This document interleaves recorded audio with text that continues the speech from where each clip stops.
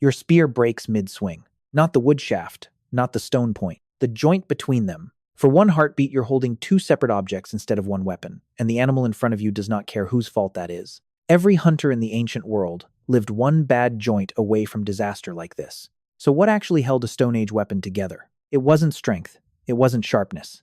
It was glue. Not glue from a craft store bottle. Glue invented from nothing.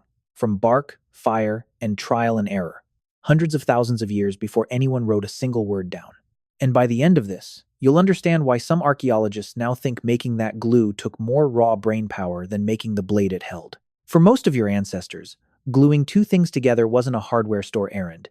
It was one of the hardest technical problems they ever solved. Before glue, a weapon was just one piece.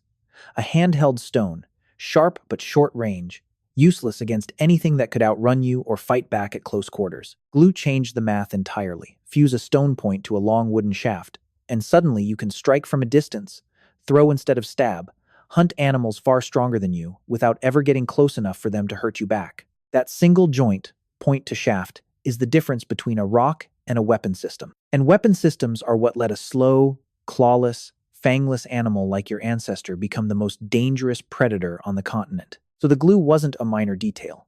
It was the hinge the entire hunting strategy depended on. The oldest known adhesive on Earth comes from a site called Campitello Quarry in Italy. Archaeologists there found lumps of birch bark tar still fused to stone tools. The age, at least 190,000 years old. That makes it older than modern humans in Europe. The only people who could have made it were Neanderthals. Here's the part that surprises people. Tree resin drips out of bark already sticky. You just scrape it off. Birch bark tar does not work that way. You cannot just peel it off a tree. You have to make it. Birch bark contains a compound that only turns into usable tar when it's heated in a very specific way, with almost no oxygen.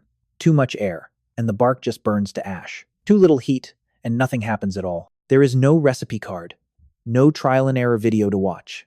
Just fire, bark, and a narrow window between failure and success that someone had to find on their own. That's not luck. That's chemistry, run by people you were probably taught to picture as barely more than animals. But here's where it gets uncomfortable. For decades, most archaeologists assumed Neanderthals couldn't have pulled this off without pottery, ceramic containers, tight temperature control. Researchers Paul Kozowick and Giski Langejans at Leiden University decided to actually test that assumption instead of repeating it. They tried to make Neanderthal-style tar using only the materials available 200,000 years ago. No metal, no ceramics, no thermometers. What they found? There are at least 3 separate ways to extract usable tar from birch bark, and the simplest one needs nothing but a rolled strip of bark and an open fire. No oven, no pit, no advanced control of temperature at all. Which means the old, too primitive to manage this argument quietly collapsed. So, if it's simple enough for anyone to stumble onto, why does it matter so much? Because stumbling onto it once isn't the hard part. Doing it reliably, every single time you need a new spear, is. Now picture the scene. A Neanderthal crouched at the edge of a fire, rolling bark into a tight cylinder, tucking it under hot coals, waiting. Not minutes, sometimes hours. Judging heat by smell and color, not a dial. Too hot. And the whole batch turns to ash. Days of collected bark wasted. Too cool, and there's nothing to show for the weight at all. Get it right, and a thick, dark, sticky substance seeps out, strong enough to lock a stone point onto a wooden shaft, so tightly it could survive, being thrown, twisted, and yanked back out of a carcass. That single decision, hold the fire here and not there, is a piece of applied chemistry passed down without a single written instruction. And Italy isn't the only place this shows up. At Königsau, in Germany, archaeologists found 2 lumps of the same birch tar, each one still carrying a fingerprint pressed into the surface. Someone, more than 43,000 years ago, held this exact piece of glue in their hand while it was still soft. Off the coast of the Netherlands, at a spot called Zandmotor, a beachcomber found a stone flake coated in the same material, dredged up from what used to be dry land before the North Sea rose over it. That tar is roughly 50,000 years old. Here's what makes that piece different. CT scans and chemical analysis of the Zandmotor tar showed it wasn't made with the simple bark and open fire method at all. It was produced using a more advanced technique, one that involved heating the material inside a kind of makeshift oven, which means these were not identical. Copy-paste instructions passed down unchanged. Different groups, in different places, were adapting the same basic idea to whatever fuel, bark, and tools they had on hand. That's not mimicry. That's understanding. 3 different sites, 3 different time periods, The same invention, independently maintained and adapted across tens of thousands of years. That's not a lucky accident somebody stumbled into once.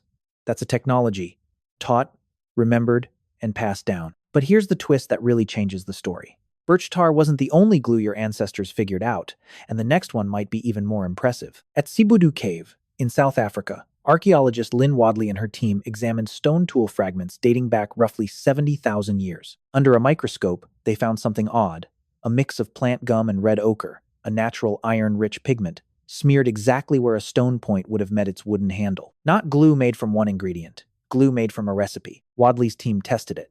Plant gum alone is weak, and it turns tacky and useless the moment it gets damp.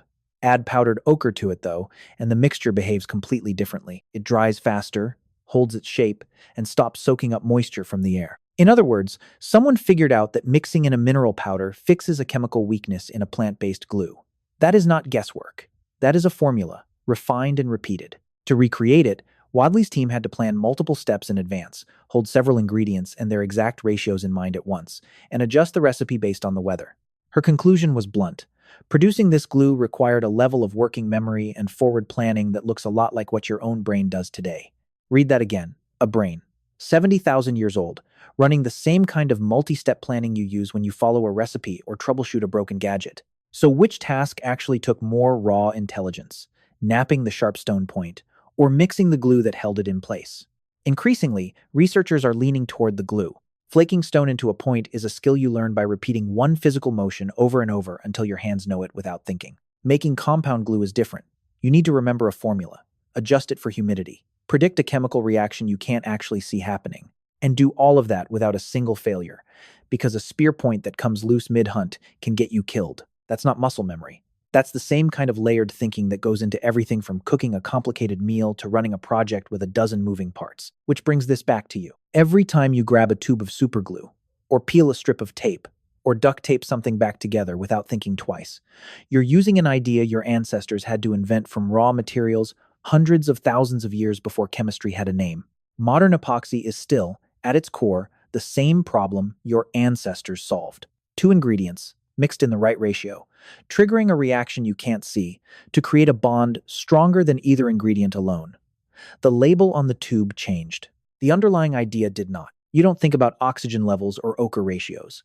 You don't have to. Someone already solved that problem for you, more than once, on more than one continent, using nothing but fire, bark, gum, and a mineral pulled from the dirt. Your spear breaks mid-swing, except this time, it doesn't.